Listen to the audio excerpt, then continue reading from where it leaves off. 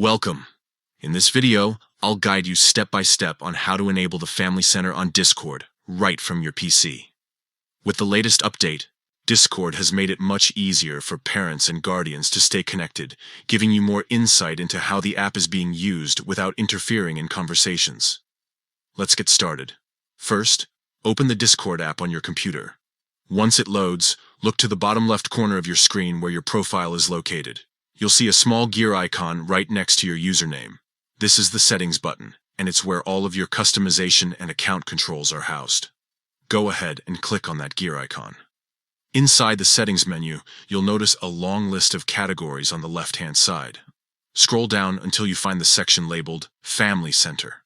This is the new update that many have been waiting for. Click directly on Family Center to enter its setup page.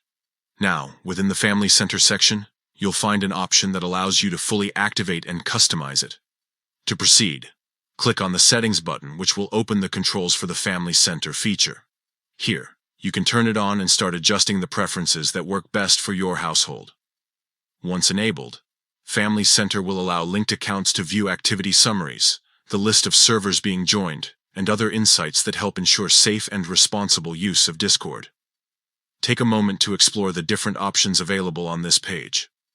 Discord gives you clear choices on what information to share so that both parents and teens get the right balance of privacy and guidance. The process is quick, easy, and designed to keep communication open while promoting responsible online interactions. And that's it. You've just enabled Family Center on Discord using the PC app with the latest update.